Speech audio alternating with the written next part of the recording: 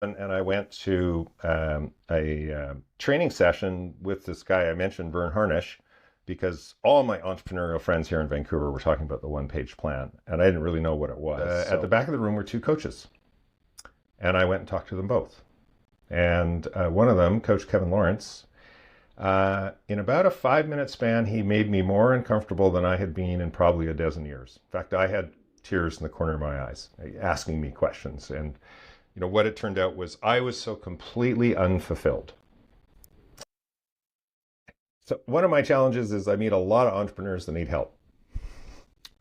Not very many of them are open to getting help. If I can just give hope for one person, then this has been massively successful.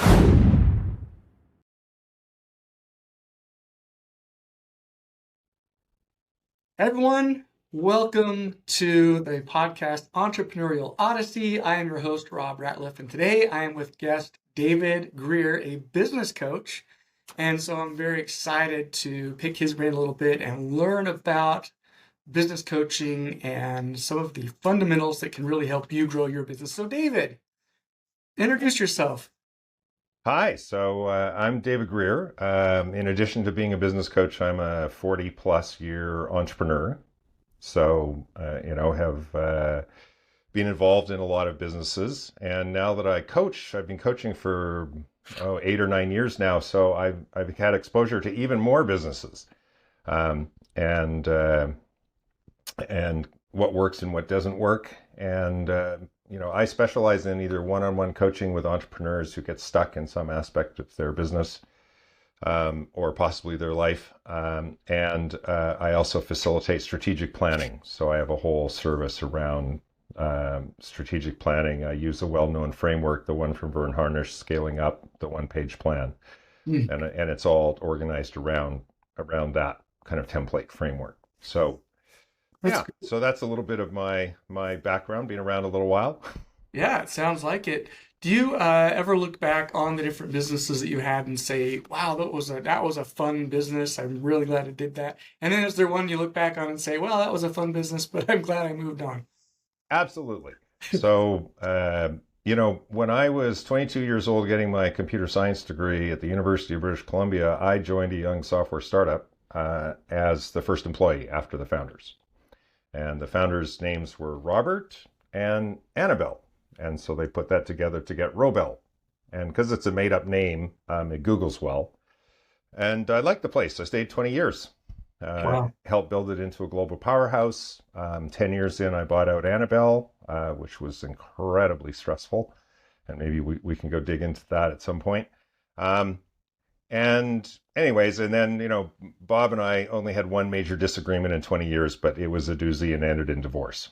Oh, no. So, but, it then led us to do something utterly fantastic and that few families, people in their lives ever get to do. And then there's like the last gig I did before I became a coach, which I was helping an entrepreneur friend of mine. And I was a VP of marketing of a telematics company. Telematics are like companies that take a device and bolt it to your truck or car and track you in real time and at its simplest can show where your vehicles are on a map, but there's quite a bit more to it. And WebTech Wireless at the time, my role is like 35 million a year, publicly traded, 10th largest in North America. And I came out of that gig and I'm like, I don't want to do that again. Right. Like, I'm in my mid 50s and I'm like, I worked harder in these 3 years than I ever have in my whole life. And I do not need to prove to anyone that I can work hard. Like, I'm done proving that I can work hard. Now, turns out for me, that's actually pretty hard. I have a pretty deep embedded kind of work hard ethics. So part of my growth in the last decade has been learning how to not work quite so hard. Right. Well, and that there's a lot of, you've heard the phrase work smarter, not harder, right?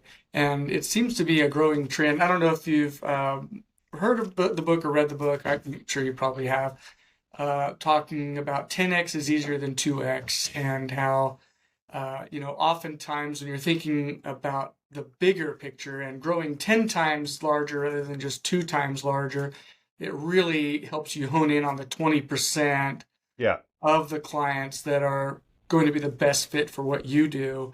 And now you're spending less time working for the 80% that aren't paying you as well or easy to work with, focusing more on the 20% that are. And you can kind of continue down that road. So when you're talking about not working as hard, that doesn't mean that you're not working. It just means that there are easier ways Yes. to run a business and do it. So tell us, what are some of the things that kind of led to you becoming a coach and some of those things that you identified that you're just not doing the right way, that you want to help others achieve?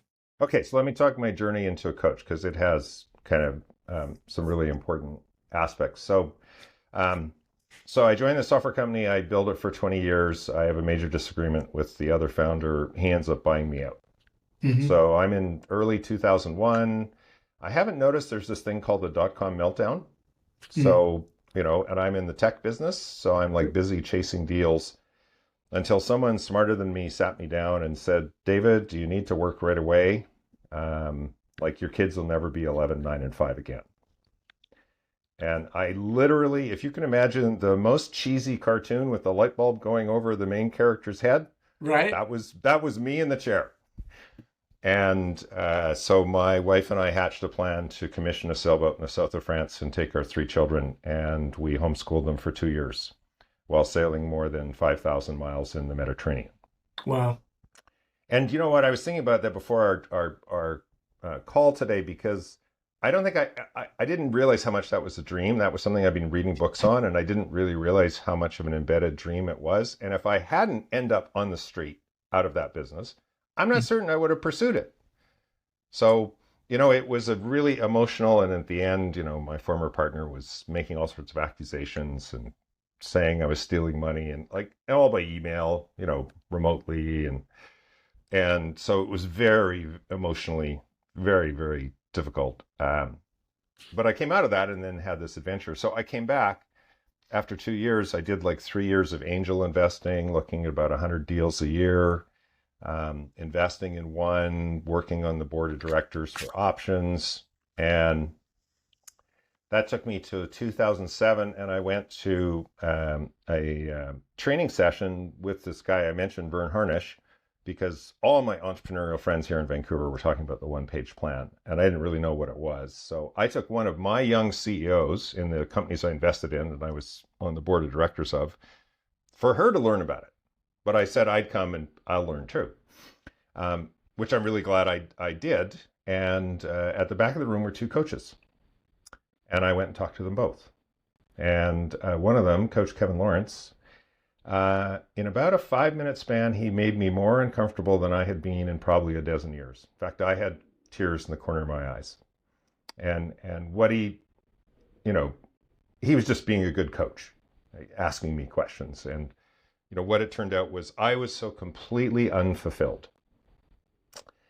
I had joined a young business, and we grew up by the seat of our pants, and I didn't even know all the stuff that I knew, because we had just done so much. And I'm working with these startups and young and roll CEOs, and they take a year to bring them up one rung the ladder, which I did between ages 23 and 24. Right. And it's just painful. Right. And so I hired him on my 50th birthday, it was August 9th, 2007. We had our first session, and Kevin, at that point, when you hired him as a coach, you started with 16 hours together. Wow. 2 8-hour days. In fact, Kevin and I as it happens, we've just been exchanging some emails over the last 48 hours. And I reminded him the second day after lunch, we're both super energetic guys. We actually left where we were and we walked for 3 hours nonstop. Wow. Kevin, after 18 months of working together, we cleared away all the clutter and cleared away everything until all that was left was the elephant in the room. And on January 26, 2009, I had my last beer, and I sent him an email saying, the subject for our coaching call tomorrow is my drinking. And on Tuesday, January 27th, 2009, I admitted to Kevin I had a drinking problem. And he coached me to go to 12-step recovery. And I agreed to go to a meeting by that Friday. So it was a Tuesday. And being the overachiever that I am, in the afternoon, I had looked online and I had a technology event, networking event downtown that went to 8. And I looked, and lo and behold, on my drive home, a quarter of a block off the road I'd be driving down was a meeting at 8:30. And I went to that meeting. And I've been sober 15 years now. And that I made that meeting my home group, and it's still my home group today. In fact, I'm going to take my 15-year celebration next Tuesday. And so your question was, how did I become a coach? So when I came out of this last executive gig, I finally decided I wanted to give to other entrepreneurs the gifts that Kevin had given to me. And I also specialize in entrepreneurs challenged with alcoholism or addiction. So I kind of bring all my business acumen and experience, but then I have this extra, and not like all my clients are that way or that's a problem for them, but Right. it is something that, I openly like let people know that. Yeah. And so really that's why I became a coach. I became a coach because Kevin literally changed my life. I mean, there's the recovery piece, but he also changed my life in getting me back in my game, getting me into gigs. Like, again, he didn't get me into the gigs. He coached me into what to do, rebuilt my confidence, did a lot of work for how I was showing up, which was not helping me. And got me back in the game. And so that's why I started to become a coach, was I wanted to give those gifts to other entrepreneurs that Kevin had given to me. That's amazing. And it seems like so many entrepreneurs are entrepreneurs and running businesses because they feel as though they were called to something in particular, something important. And obviously you felt that calling to where you wanted to serve others and you wanted to serve other businesses. Yeah, absolutely. One of the things that I would love to kind of expand on a little bit, and let's talk about this a little bit. I mean, starting at 50 years old and almost, kind of starting a new career at that point. A lot of 50-year-olds will look at this, and unfortunately, in the workplace, there probably are going to be more 50-plus people who are either not ready for retirement but forced out of a job, and now they need to do something, and they can look at their lives and say, I'm 50 years old, where can I go from here? But you've done that. What has been your experience from that time to now, and what would you tell someone who is 51, 52 years old, lost their job, back in the workplace, and doesn't know where they fit in? So the opportunities are there. I do think, like, if you can't afford to hire a coach, I would try and find a mentor. Like, selling yourself, in my opinion, is like the hardest thing to do. And kind of you tend to be at one extreme or the other, which is you don't kind of believe that you have a lot to offer, right? Or you think you're the greatest thing since sliced bread, right? And you come on too strong. Right. Like, and you got to find this kind of middle road. And even with some entrepreneurs I work with who have successful businesses, I often reflect back to them aspects of themselves they had no idea. I said, oh, well, you've shared to me that you've done this and you've done this and you've done this, you've done this. So my conclusion is that, this is, you like this, or you're good at X, Y, Z.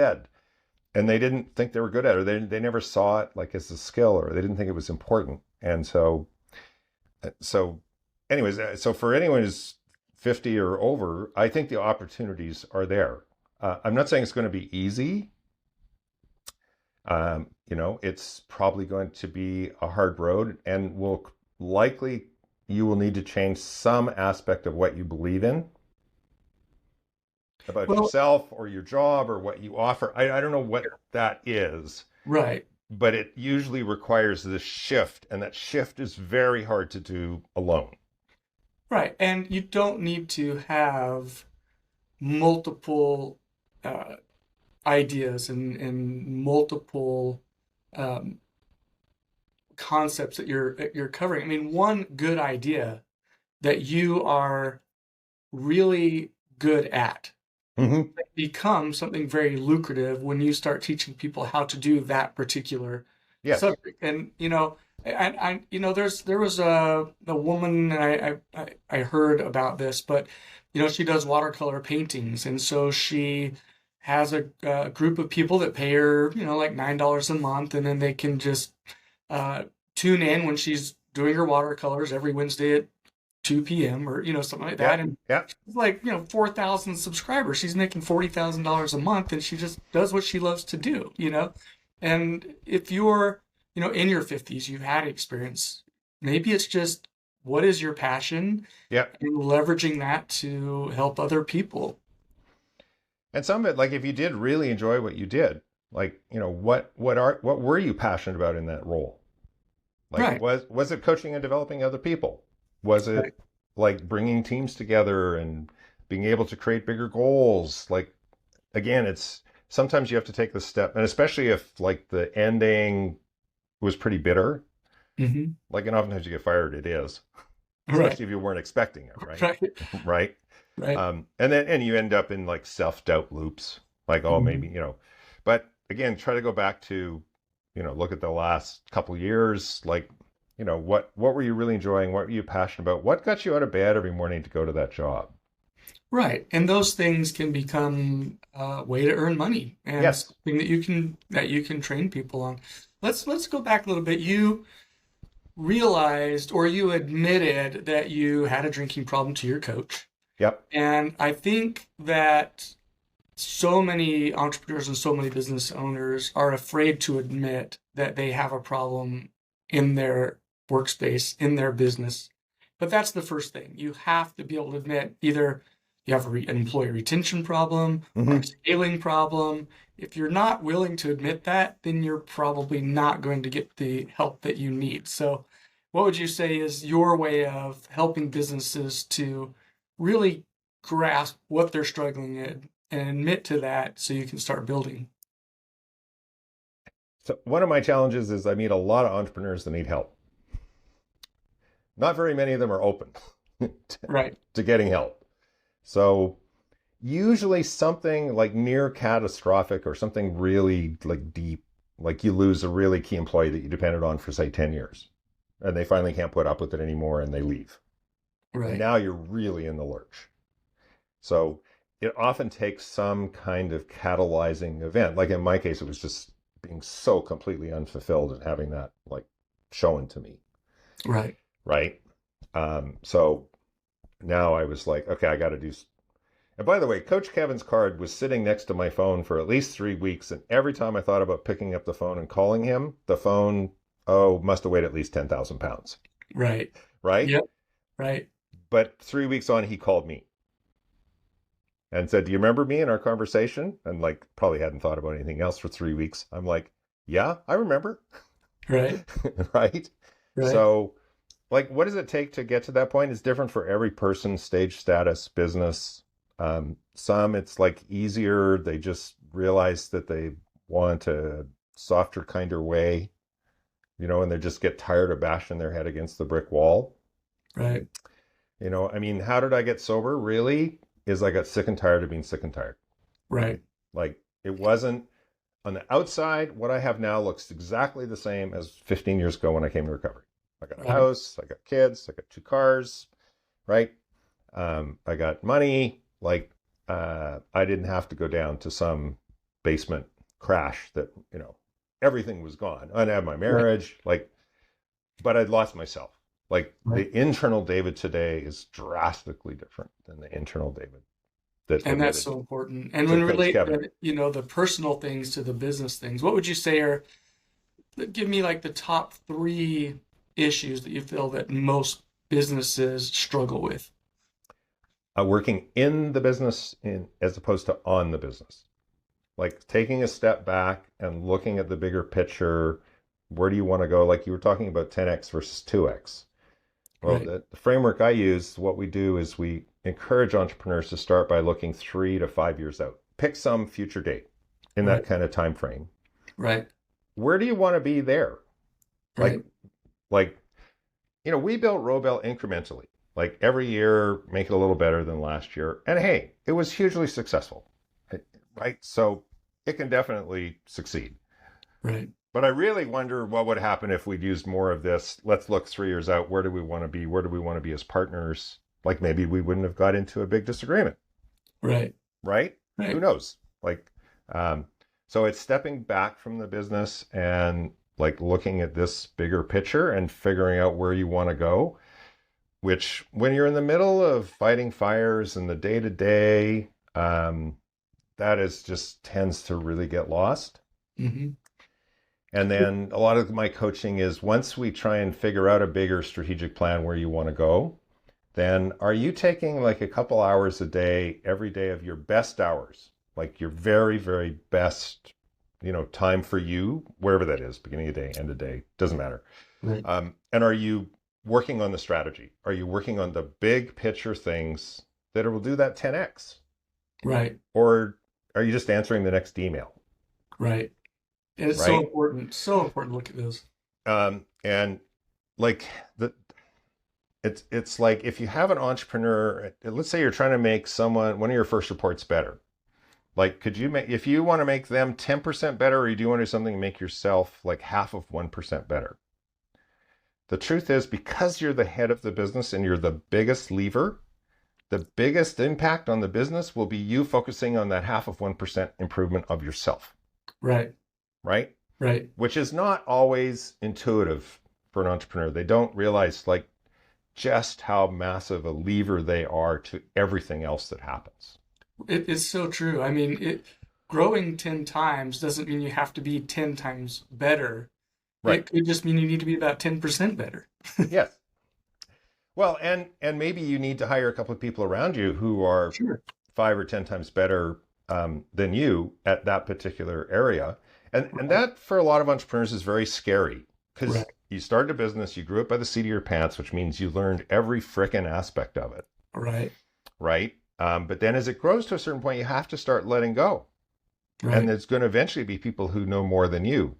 Yeah. And that's okay. Like you're still the visionary. You're still the driving force. I was having this conversation with 2 young entrepreneurs I work with.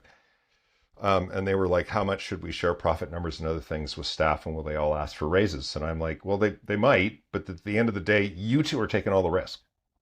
It's Right. your capital at risk. Right. It's your business. If you don't meet payroll, you go to jail.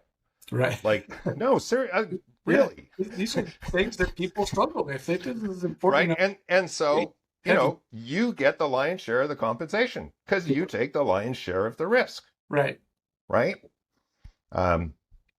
So, anyways, It's about who, not what. yeah. A lot of time.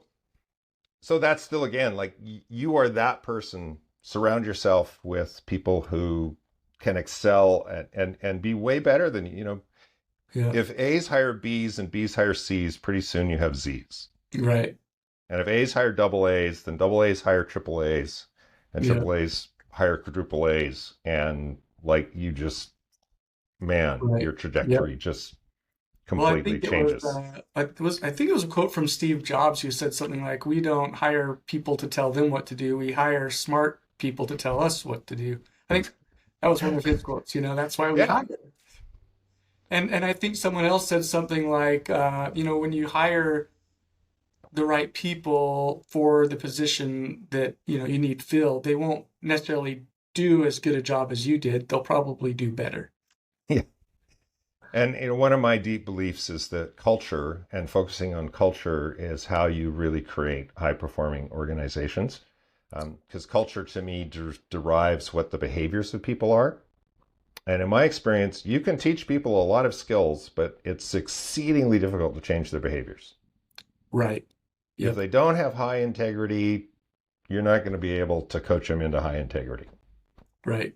Right? So true. Yep. And if you are a part of an organization where everyone in the organization, when they say, I'm going to do this, then they do it.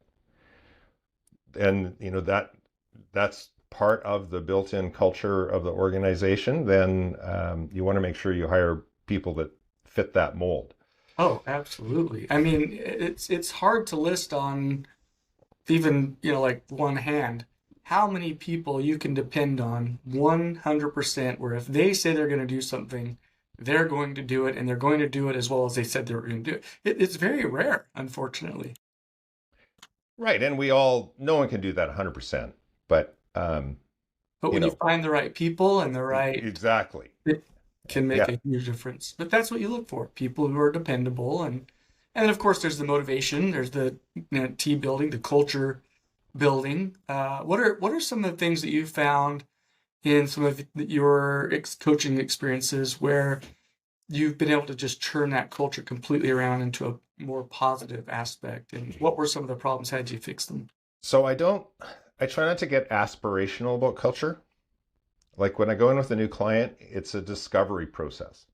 And usually most of the culture is derived from the founder's belief systems and how they behave.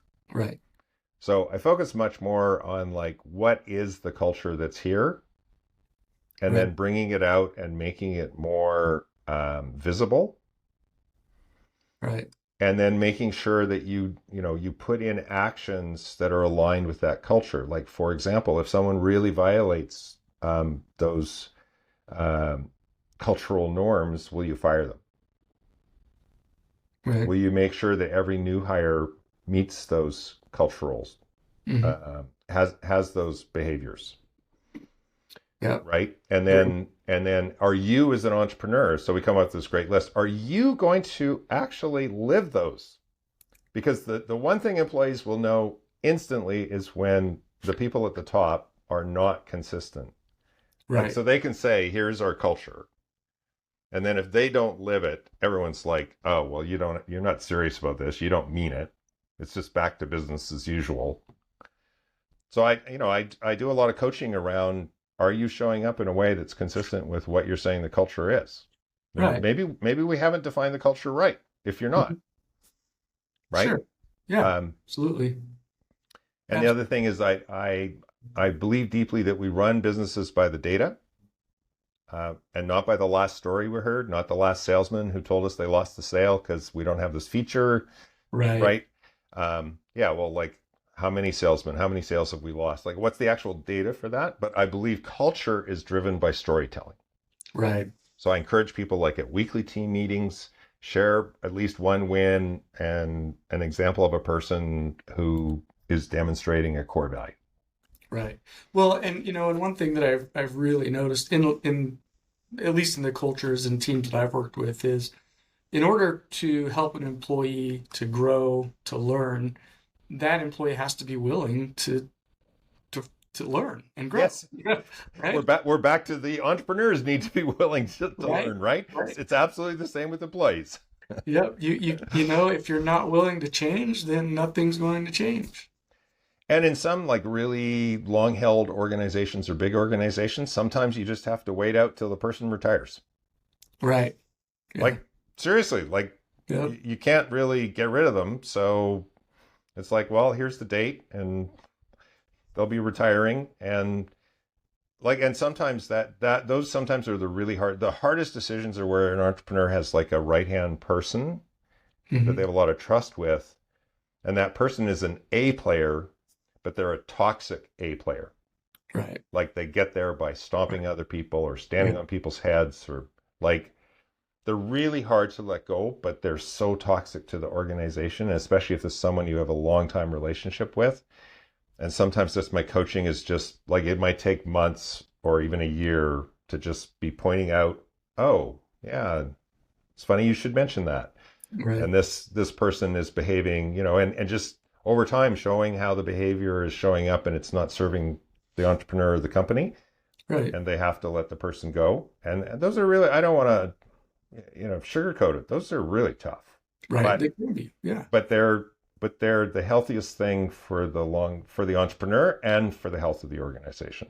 Yeah, absolutely. No, you're absolutely right. Let's go back a little bit. You talked about the sailing, and you mentioned in some of the material that you sent me pre-podcast here about wind in your sails. Tell me a little bit about that. Oh, okay. So Wind in Your Sails is my book, which is not a sailing book. It's a business book. Right. So what I did was when I decided to become a coach, I decided to distill. Well, I did a couple things. One is I interviewed over 45 sales and marketing leaders and entrepreneurs. Of kind of the changing. So this was around 2014. The changing landscape of lead generation and how social media and all those things were impacting it. Yeah. And so I did all these interviews. Then I collected, my own 20-year experience with Robel and other business experiences. And I think there's like 10 aspects of businesses, roughly, like most businesses. And in my experience, like owner founders who've started their own business and grown it usually excel at 4 to 5, are good at 3 to 4, and have 2 they've never heard of. Yeah. So it's a book with a little bit of theory, and then it's like a third of the book is case studies from these entrepreneur friends of mine who I interviewed. And so it's a lot of other material. So it's like a little bit of theory and a lot of practice. So the idea is you can pick up the book if you still believe in paper books and look in the index when you're stuck and read like 2, 3, 4 pages and have an idea to move ahead. Right. And then every chapter starts with a sailing story.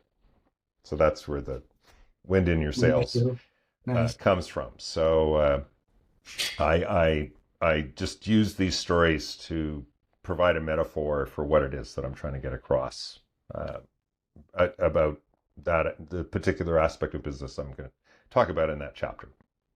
Yeah, I think it sounds absolutely phenomenal. And, having a chance to sail and take your family and live kind of that dream life, doing what you want to do.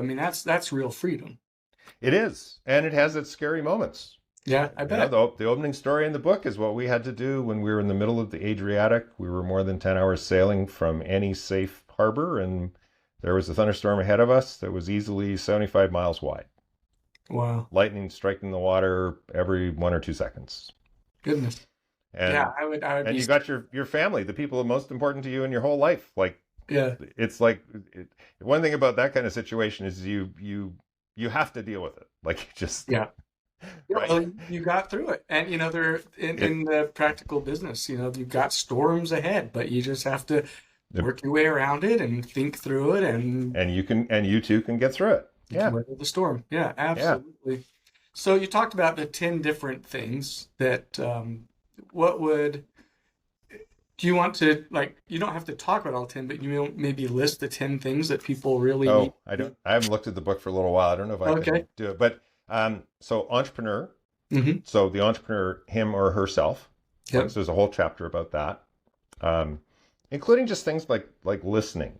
Right. Like, for way too long, I need a lot of coaching from Coach Kevin to become a better listener. Right. Right. And listening is not your busy brain, with what you're going to do to rebut that person. It's actually hearing and honoring a different point of view. Then corporate, again, this idea of looking 3 years out, going off-site, or actually having formal planning sessions that are booked in the year. So I talk about corporate strategy. I talk about marketing strategy separate from sales strategy, because I think they're very different disciplines. Yep, definitely. And people have trouble kind of understanding the difference. So I try and make that clear. I talk about innovation strategy. Some of the, one of the case studies I feature in the book was a local tech company here in Vancouver that they were building workforce automation. So, handheld devices primarily designed for co-op utility, for their people in the field to use and for what work they were going to do and report back. And there was a lot of innovation in the product itself, massive amounts of innovation in the product, but no, the clients didn't really care about that.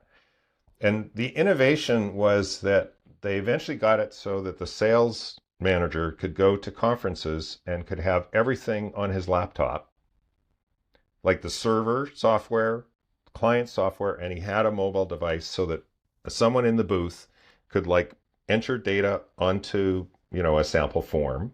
Right. And then he could go over to a client screen and he could show how it was updated in real time. Wow. And that made a massive difference to their sales.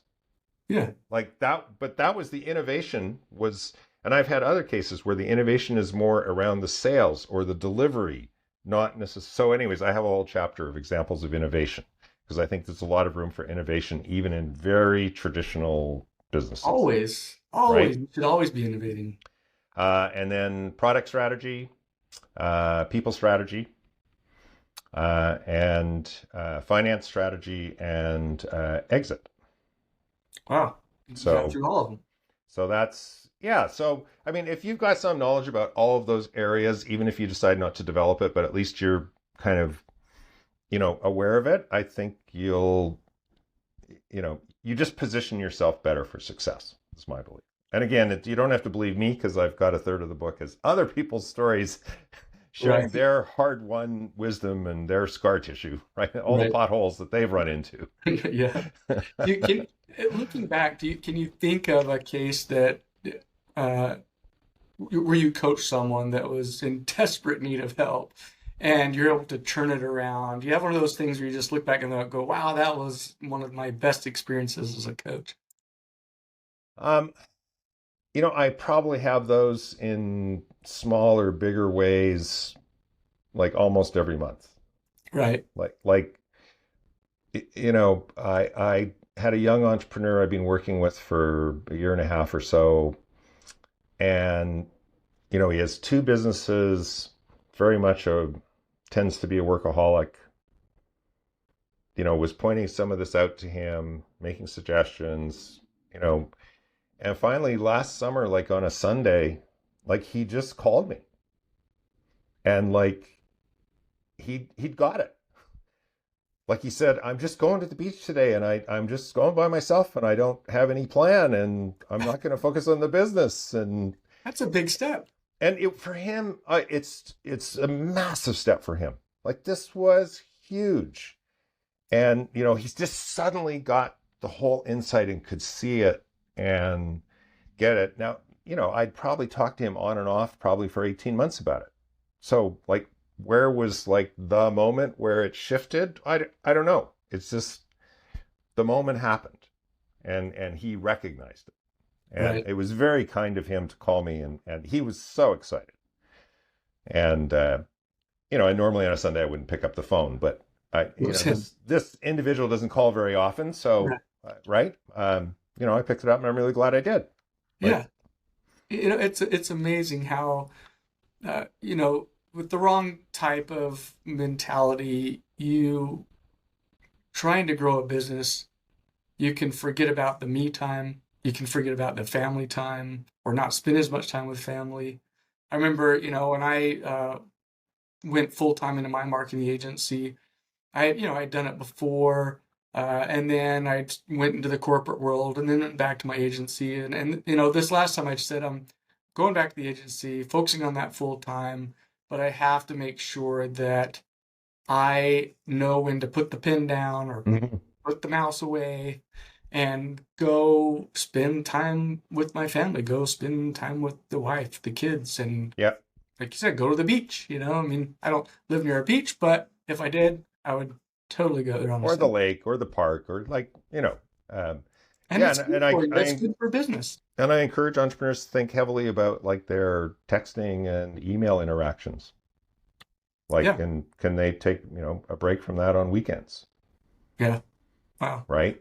Yep. Which can be very challenging for them. Absolutely. But rewarding. Yes. Yeah. And Like it's important. I mean, the entrepreneur, you don't want to work yourself. Like you said, it's not about working so hard. Sometimes you need those breaks to get those epiphanies to get you through the next level. absolutely. That's one of my big arguments. Like you need to go on holidays Right. and put your phone away and like Yep. not answer any emails and make it clear to everybody that, you're offline. Right. I think that's fantastic. I mean, listening to you and the things that you're talking about, it's really neat to have someone who's not only interested in helping you in your business, but also helping you to have a more passionate, abundant life. And I think that's something that I think that you could set yourself apart as where a lot of coaches are focused, just on let's get you from here to here in your business, Yep. but more of the personal development side and giving them Uh, I've had some clients say, we're only ever going to talk about business, right? And right. I'm like, we're only ever going to talk about what you want to talk about. Yeah. Yeah. Well, and you And and you said something earlier where you said, where do you want the business to be 3 to 5 years from now? But not only that, but I can tell by talking to you and the way you do your coaching, it's also who do you want to be 3 to 5 years from now? yeah, and that coach Kevin Lawrence that I hired, like he has his own book, Your Oxygen Mask First, which is a great book. And he has like a master planning template.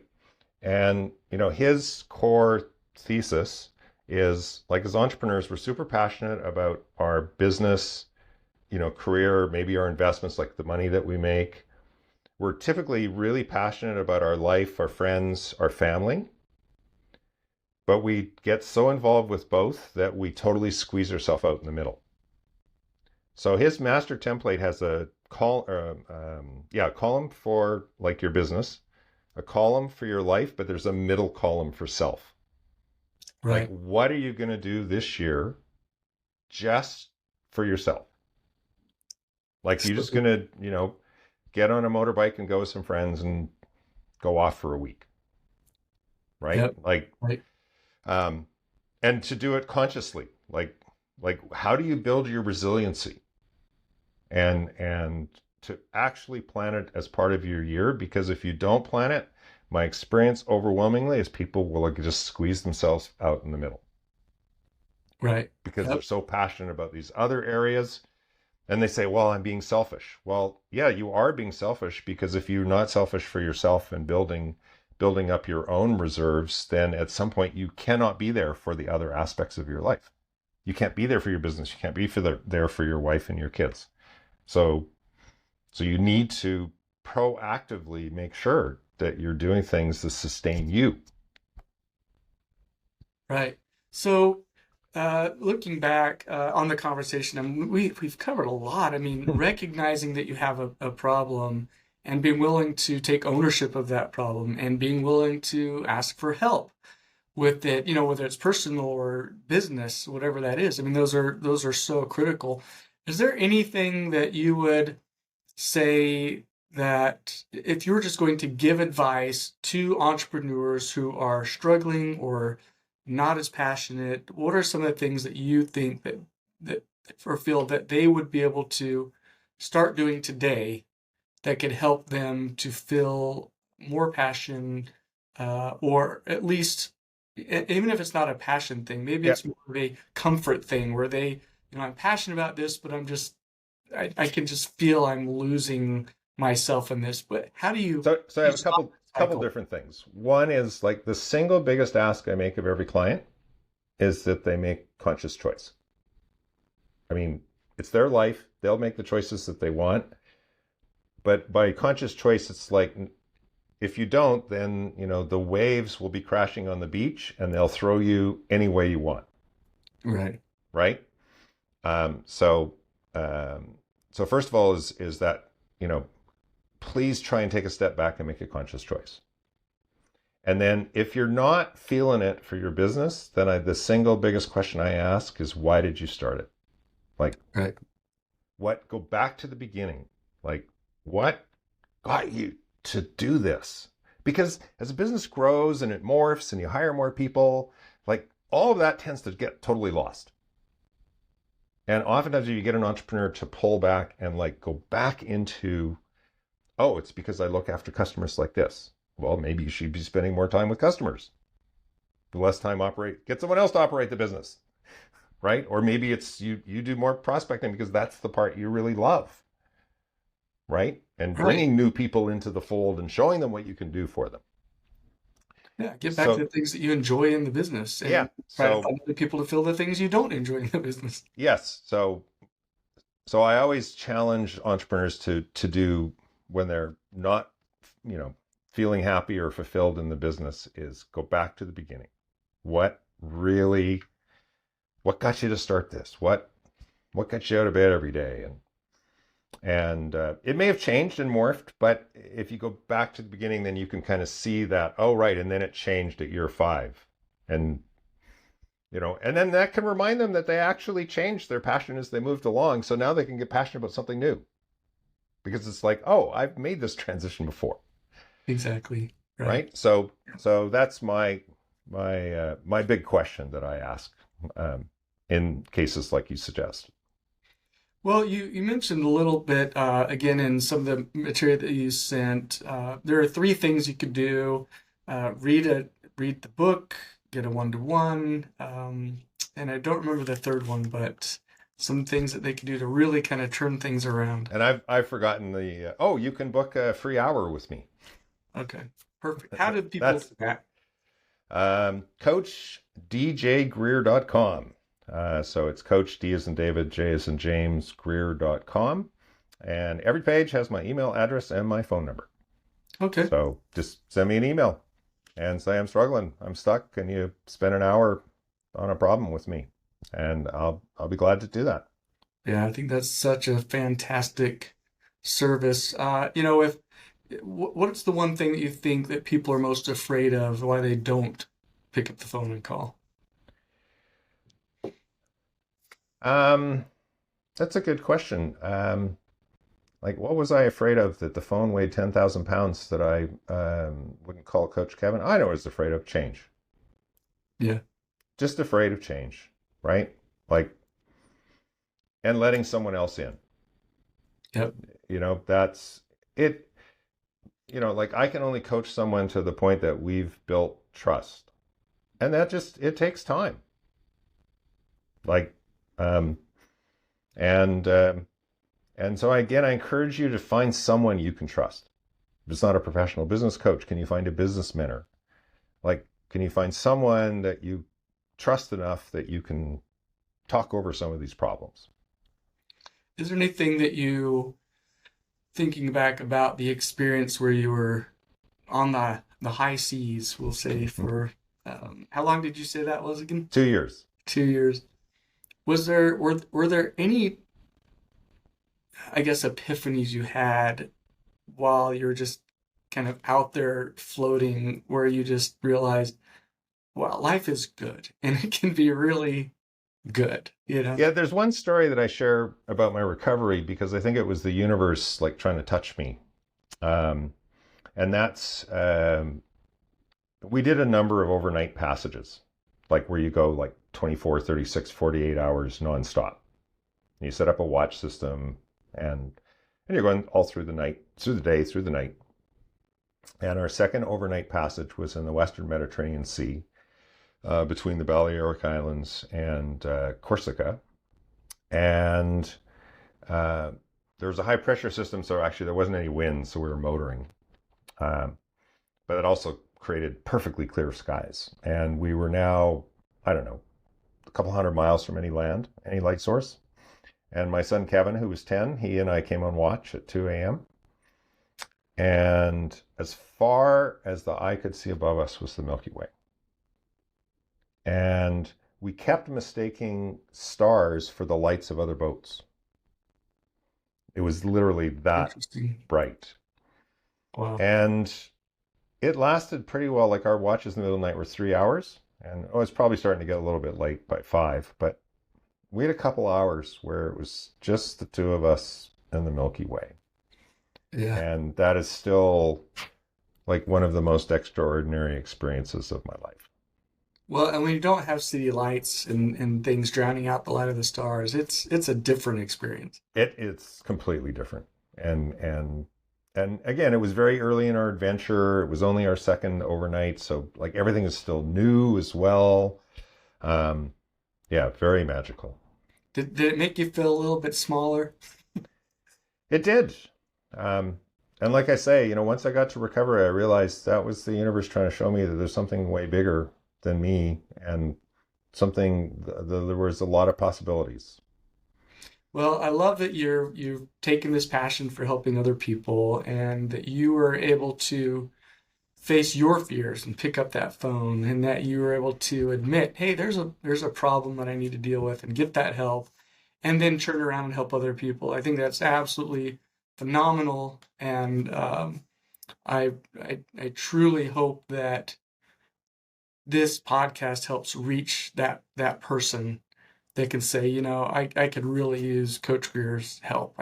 He sounds like my people. You know, if I can just give hope for one person, then this has been massively successful. Yeah, that's so good. So well said. Any final words, anything that you want to leave with the audience before we end the podcast? Yeah, I'd like to end on the recovery piece. You know, alcoholism is a mental health disorder. It's not a moral failing.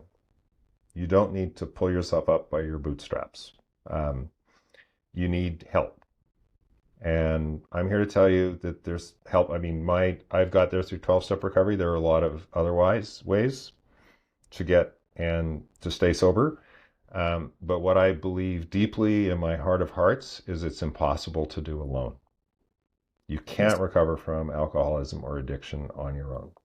Yes. And scary and as difficult as that seems, if you're struggling, reach out. Well, and if there's anything that we've covered in this podcast is you really shouldn't do anything alone. Yeah, that's true. But especially that piece. Especially that piece. If you need help, there are people out there who can help. And that goes for addiction recovery to building your business. Yep, absolutely. Well, I really appreciate your time. I thank you so much for joining me. It's been a pleasure talking to you. And feel free to email me any other links if they're not included already that I can put in the notes of the podcast. I'll put this up on YouTube. I'll put it in various Facebook groups where we have, you know, a few thousand people following, and just let's get the word out about Coach Greer. Thanks, Rob. I've really appreciated the time together today. Well, thank you.